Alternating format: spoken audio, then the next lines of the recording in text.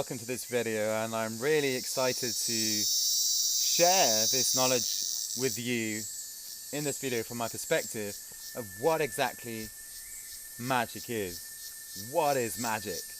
And this is something which I love talking about. It's the fundamental passion that I have and have always had in my life. Journey as a wizard, as always having known that I've incarnated into this body in this lifetime to be a wizard.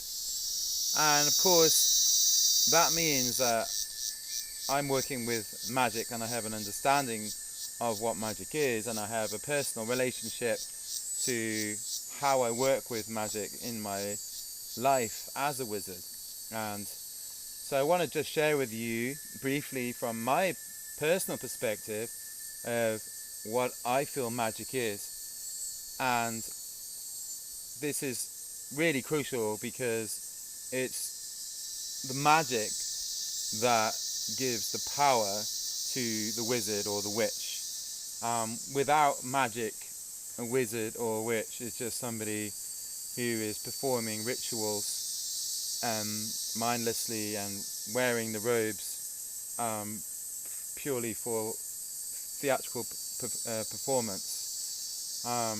And of course magic has had a misrepresentation of sorts by it being identified with magical tricks, things which are illusions, things which are actually not using real magic. And when most people probably think of magic, they think of magic tricks like card tricks and pulling a rabbit out of a hat and pulling a coin from behind your ear, things which are from the magic circle.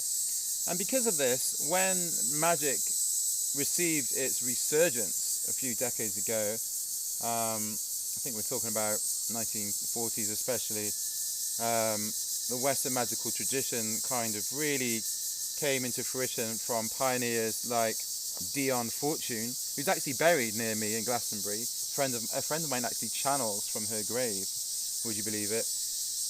Israel Regardie, they founded something called the Golden Dawn, and Aleister Crowley, the formidable Aleister Crowley.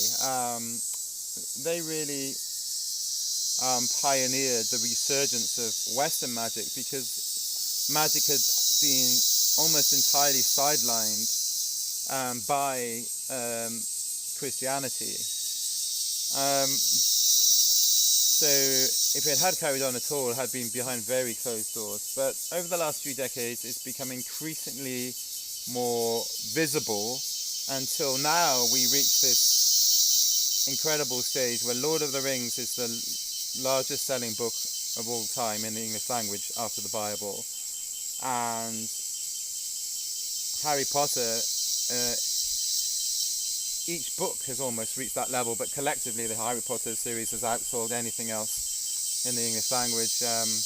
I don't know about the Bible, but basically, the Bible aside, you've got Lord of the Rings and Harry Potter, and they are by far the biggest selling books of all time in the English language. And then you have other fantasy books as well, which compete, and obviously things like Game of Thrones as well, the books and the TV series, as well as the films of Lord of the Rings and Harry Potter, and the Philip Pullman series, the Dark Materials. All of these things, they're showing us that there is some yearning within the spirit of humanity of wanting and needing to return to magic in the way that magic is woven, as it used to be woven, into the very fabric of our lives. And I would say we are inherently magical beings, and we are living in an inherently magical world, and that way of perceiving and working with our reality was very purposefully driven out of society by oppressive regimes that were obsessed with power and control through order, and for controlling our perception, and for banning and outlawing magic.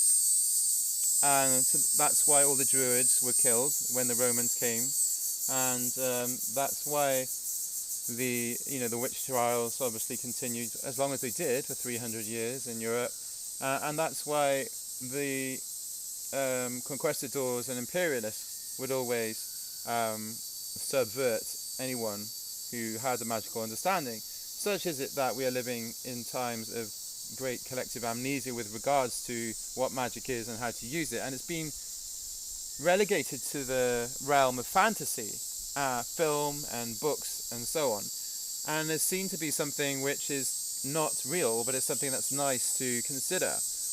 But this momentum within film and book is so huge, one begins to wonder, of course, is there something behind it? And the answer is, of course, yes, there is. Our ancestors, whether your ancestors are Anglo-Saxon, Celtic, Norse, Indian, African, it doesn't matter. Everyone in the world, if you go back far enough, and for a lot of us, you don't have to go back very far, your ancestors, our ancestors, were using magic, ritual, ceremony, and ways to connect with spirit in order to influence the world around them. What is magic?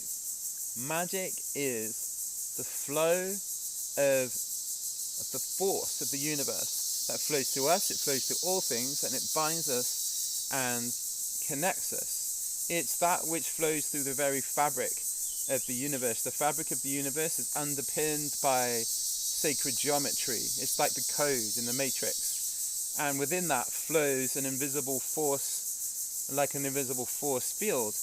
And that field animates all of the forms, if you like.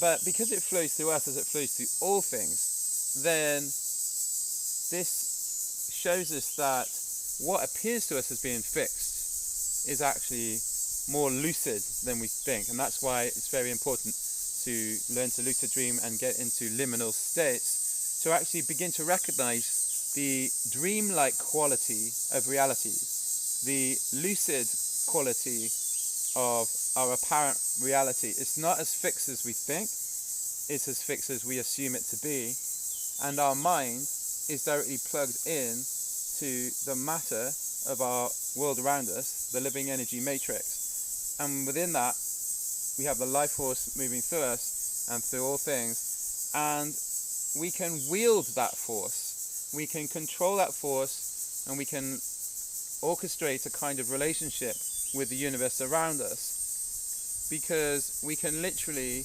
connect with our minds and with our life force with that which flows through and underpins the nature of reality. And because of this, we can converse with the universe, we can converse with the elements, we can converse with the divine source of all things, the divine intelligence. In a way, that means we can manifest whatever we want, and even bend some of the rules of reality, break others, and transcend this reality and move into different ones. Essentially, you know, many of us grew up with the Star Wars films, and they're still going today. And this idea of the force that flows through things, that binds us, connects us, is something that George Lucas recognized was within an awful lot of ancient traditions, and that's why he talked about the force. So this is a very real thing, and I think the reason why those films resonate so deeply within the collective psyche of humanity is because it's talking about these very real, tangible things that we feel know to be real and experience, like the force. Also, there's a film about Dungeons and Dragons, the very, very famous board game. It was made into a movie, into a film called Dungeons and Dragons many years ago. And I remember the Elf King, played by Tom Baker, who actually also played Doctor Who, the Time Lord that I grew up with, the British sci-fi series. He was the king, elf, and as he was healing someone, he was using magic. And when asked how he did that, he said, well, magic is something that just flows through us, it flows through all the universe, it binds us, connects us, and because of that, you can use it for healing. So magic can be used for healing, magic can be used for protection, magic can be used for empowering ourselves or imbuing certain resonant powers into objects. But most of all, I really feel like it is used for influencing the world around us and realizing that we are not a victim to circumstances, but we are literally a game master. Life is kind of like a game, and because it's a game and kind of like a dream, we want to take charge and take our power back and really begin to weave. That's it. The jungle is getting excited. Weave our power in a way that we are orchestrating this dance of life and relating to it in a way which is alive and lucid, and we bring everything to life around us.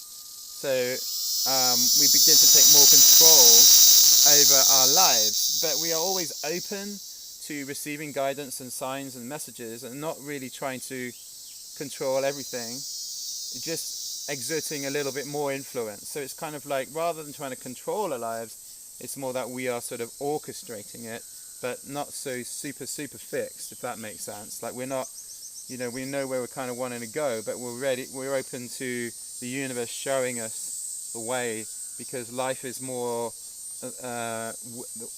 flowing in the way it moves, so we need to kind of be open to the flow. And I think if we are open to the natural flow of magic that flows through the universe, then we'd be more likely to dance with it and flow with it. So magic is really like a river.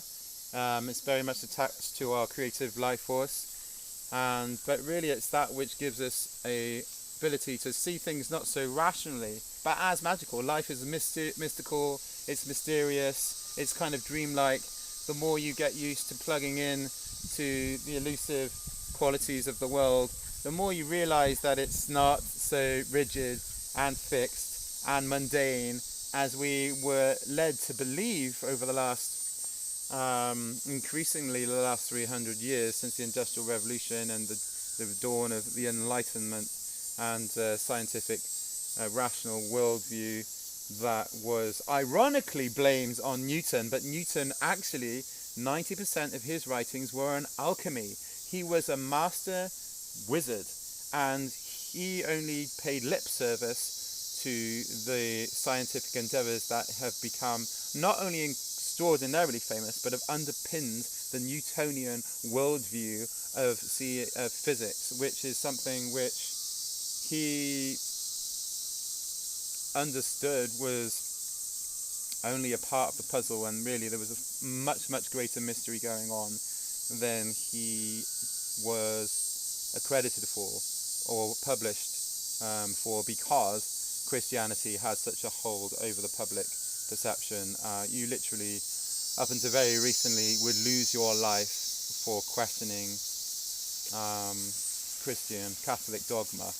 So that's a bit of irony, a bit of history for you about wizardry. It has been around for a long time, but it's had to be continued behind very closed doors. So magic is real. It's something that you can feel. It's something that you can wield. It's an attitude. It's the flow. It's the force. It's the kundalini. It's the fire. It's seeing things through new eyes. It's believing that anything is possible. It's believing that we have the potential to affect our reality. It's realizing that the rules of the universe are not fixed and that it can be bent and even broken through our will. And it is, more than anything, a lot of fun. So it's an invisible force that flows through us and binds us and connects all things. And I encourage you to really start to believe in that magic, feel it in your body, see things in a more magical way, and you will be well on your way to becoming your own wizard or witch. Thank you. See you in the next video.